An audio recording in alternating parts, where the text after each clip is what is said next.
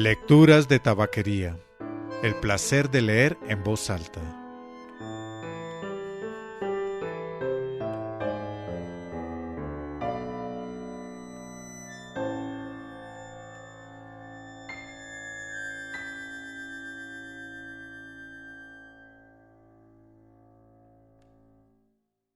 Soy Mauricio Duque Rubla. Usted escucha Lecturas de Tabaquería, el podcast de lecturas en voz alta.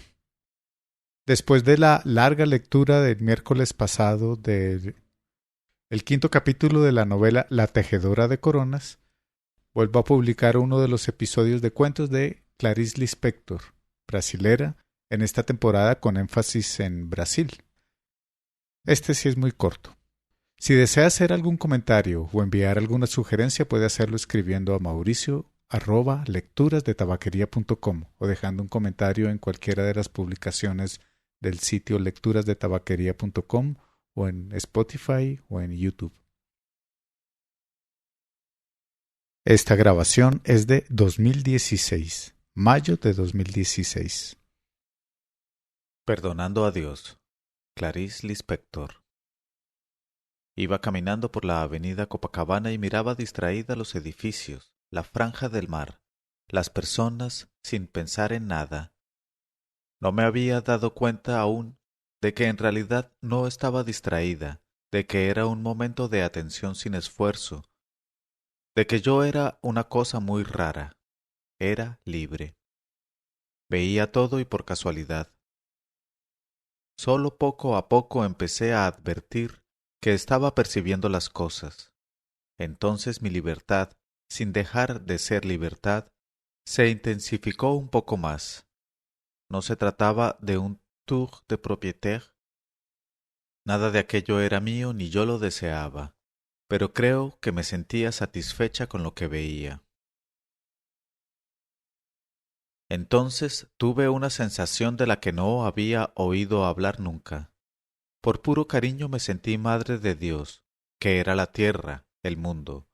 Por puro cariño, así de simple, sin prepotencia ni gloria alguna, sin el menor sentimiento de superioridad o igualdad, yo era por cariño la madre de lo que existe.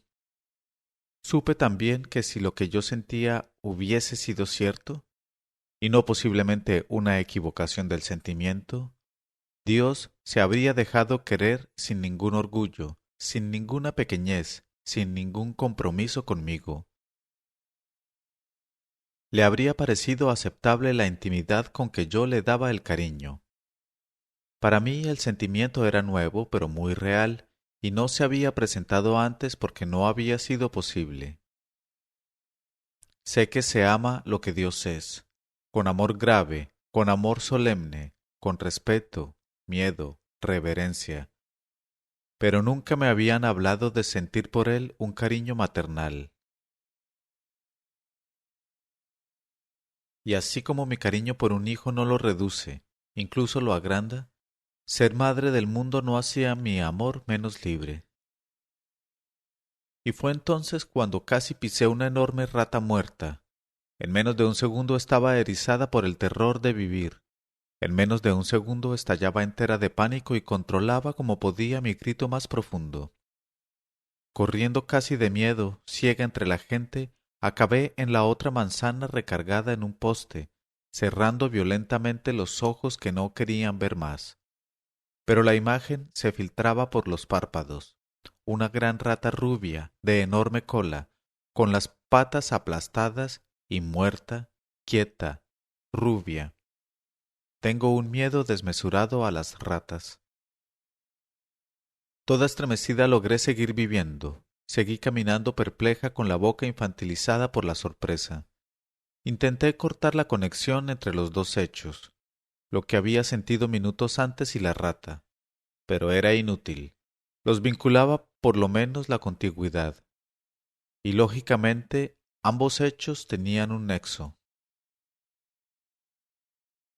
Me horrorizaba que una rata hubiese sido mi contrapunto, y de pronto me invadió la rebeldía. Entonces, ¿yo no podía entregarme desprevenida al amor? ¿Qué quería Dios hacerme recordar?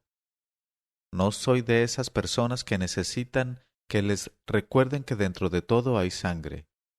No solo no olvido la sangre de dentro, sino que la admito y la quiero. Soy demasiado la sangre como para olvidar la sangre, y para mí la palabra espiritual no tiene sentido ni tampoco la palabra terrena tiene sentido. No hacía falta arrojarme una rata a la cara desnuda, no en ese instante.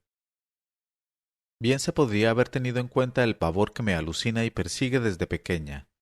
Las ratas ya se habían reído de mí. En el pasado del mundo, las ratas ya me habían devorado con impaciencia y con rabia. Pero entonces era así. Yo andando por el mundo sin pedir nada, sin necesitar nada, amando con puro amor inocente y Dios que me muestra su rata. La grosería de Dios me hería y me insultaba. Dios era un bruto. Mientras caminaba con el corazón cerrado sentía una decepción tan inconsolable como sólo había sentido cuando niña. Seguí caminando, trataba de olvidar, pero sólo se me ocurría vengarme. Pero, ¿qué venganza podría tomarme yo contra un Dios todopoderoso, con un Dios que hasta con una rata aplastada podía aplastarme? La mía era una vulnerabilidad de criatura sola. En mi deseo de venganza no podía siquiera enfrentarme con él, porque no tenía ni idea ni dónde estaba. ¿Cuál sería la cosa en donde él estaría, y más que yo, mirándola con rabia, fuese capaz de ver? ¿En la rata? ¿En aquella ventana? ¿En las piedras del suelo? Era en mí en donde él ya no estaba. Era en mí en donde ya no lo veía.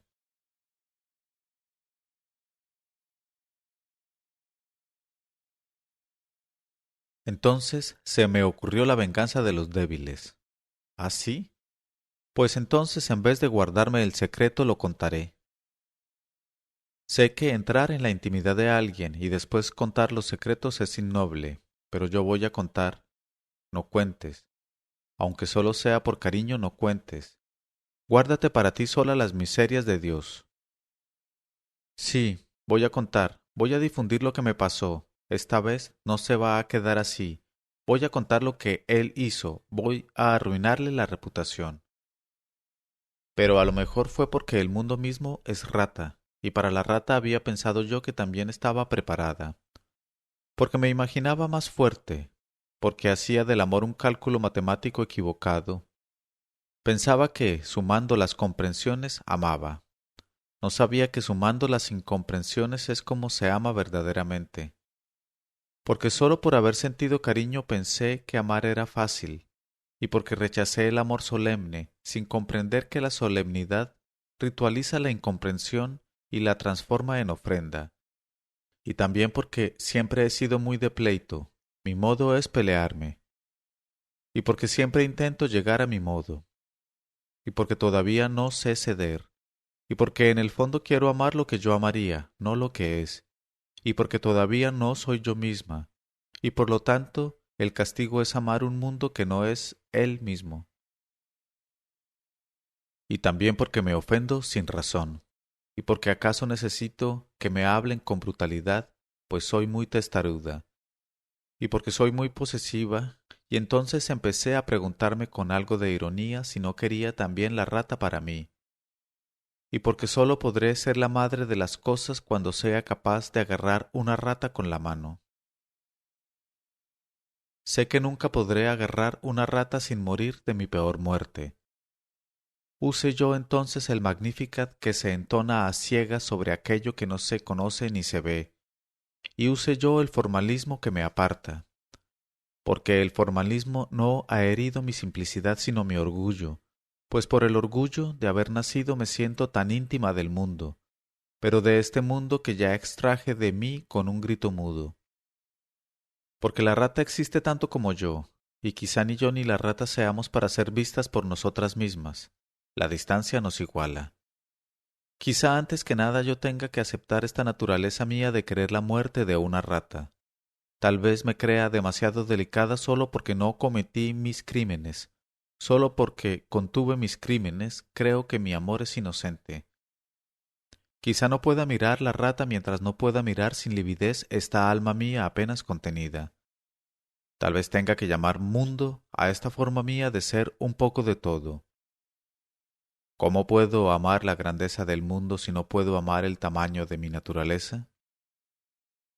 Mientras imagine que Dios es bueno por el solo hecho de que yo soy mala, no estaré amando nada. Tan solo será una forma de acusarme. Yo, que sin siquiera haberme recorrido toda ya elegí amar a mi contrario, y a mi contrario quiero llamarlo Dios.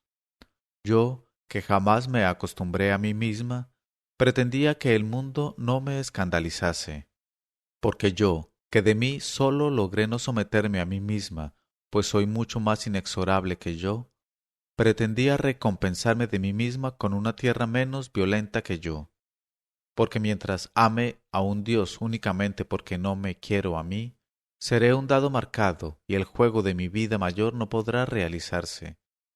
Mientras yo invente a Dios, Él no existirá.